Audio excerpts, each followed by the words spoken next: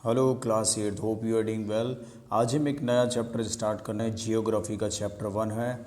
बहुत ही interesting chapter है। थोड़ा सा ध्यान से फोकस कीजिएगा कि आपको कैसे करना है। ठीक है, मैं पढ़ाने जा रहा हूँ और रिसोर्स चैप्टर है। ठीक है, you already know this, resource chapter का नाम है।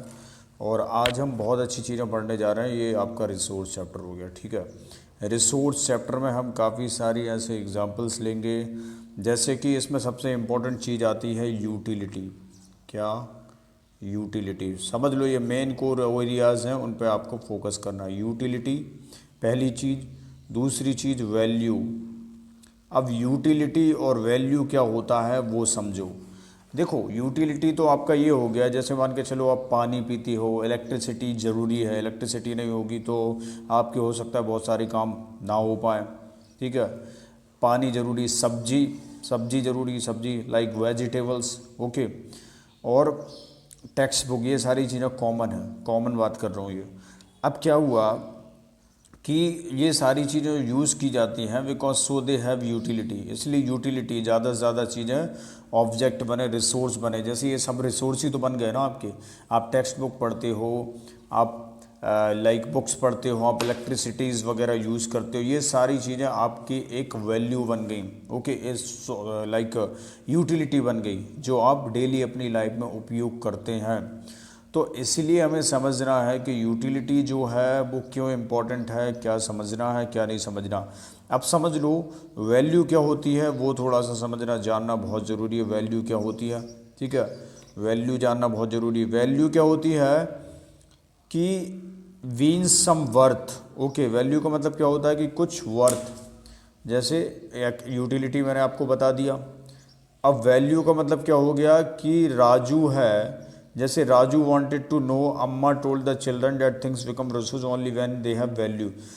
किसी भी चीज़ रिसोर्स जब बन सकती है जब उसके पास वैल्यू हो। वैल्यू का मतलब क्या हो गया? वर्थ।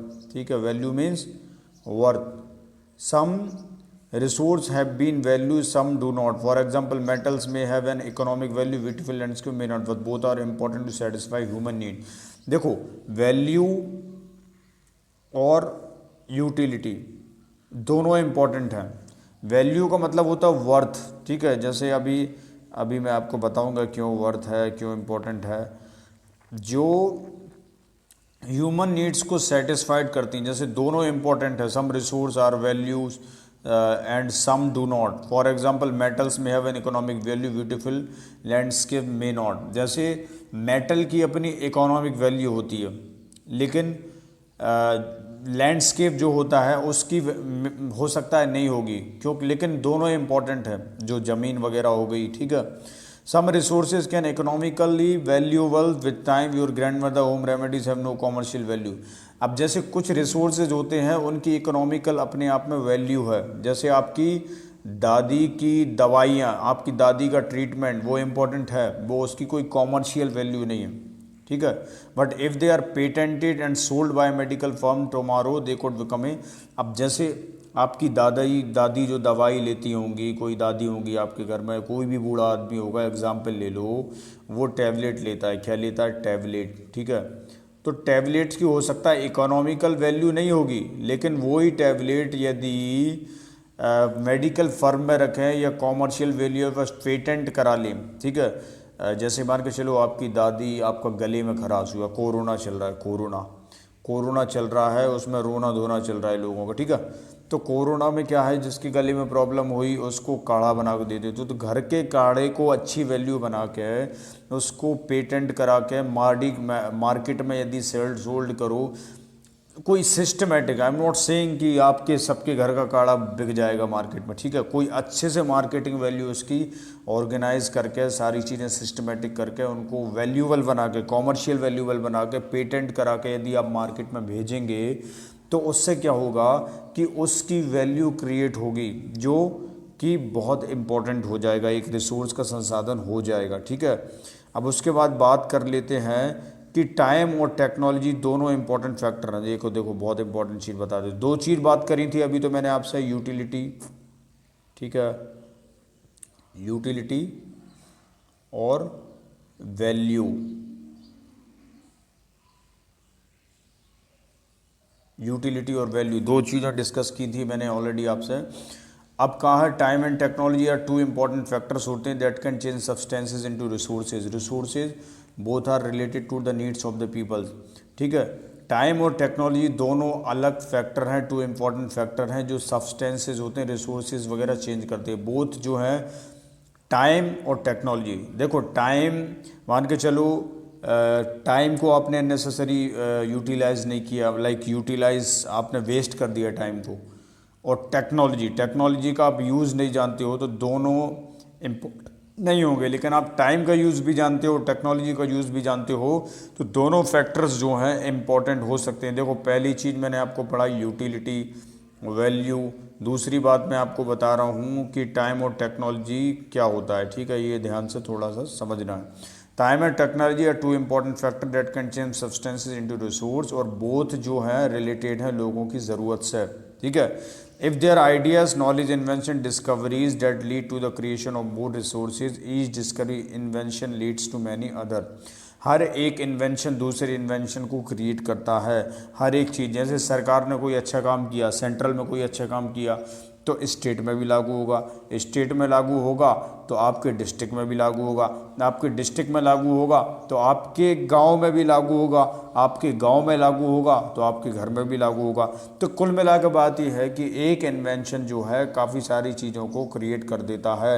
जैसे technology to create hydro electricity, ठीक है। हाइड्रो इलेक्ट्रिसिटी है turn the energy in fast flowing water into an important resource बन जाते हैं, हाइड्रो इलेक्ट्रिसिटीज़ वगैरह जो हो गई, ठीक है। अब रिसोर्सेज वगैरह जो हैं वो कितने टाइप्स के होते हैं वो थोड़ा सा समझ लो, कितने टाइप्स के होते हैं। एक तो नेचुरल रिसोर्स हो गए, है ना। नेचुरल रिसोर्स के अंदर दो टाइप के रिसोर्स आ जाएंगे, एक तो रेन्यूएबल और नॉन रेन्यूएबल। वे रिसोर्स जो फिर से दोबारा हो सकते हैं और वे रिसोर्स जो दोबारा नहीं लाए जा सकते, ठीक है। जैसे कि कुछ मैं बताऊंगा, एग्जांपल दूंगा। नेचुरल रिसोर्स समझ लो, रिसोर्स दो प्रकार के होते हैं। पहली बात पढ़ी यूटिलिटी क्या होती, दूसरी बात पढ़ी वैल्यू क्या होती, तीसरी बात पढ़ी हमने कि टाइम और टेक्नोलॉजी कैसे इंपॉर्टेंट है। चौथी बात अब हम पढ़ने जा रहे हैं रिसोर्स के टाइप्स क्या होते हैं, ठीक है। रिसोर्स के टाइप्स क्या होंगे, दो प्रकार के रिसोर्स होते हैं। एक तो नेचुरल हो गया, नेचुरल में आपका रेन्यूएबल होगा और नॉन रेन्यूएबल होगा, ये समझ लो आप। और फिर उसके बाद होंगे आपके ह्यूमन मेड रिसोर्स। अभी ऊपर ऊपर की बात समझ लो, ह्यूमन मेड रिसोर्स होंगे, ठीक है। एक तो आपका रेन्यूएबल हो गया, एक नॉन रेन्यूएबल हो गया, ठीक है। रेन्यूएबल हो गया, नॉन रेन्यूएबल हो गया। अब ह्यूमन मेड रिसोर्स समझ लो कि ह्यूमन मेड रिसोर्स क्या होते हैं, वो थोड़ा सा जानना इंपॉर्टेंट है, ठीक है। और आपको पहले मैंने वो भी बता चुका हूँ, पहले समझ लो।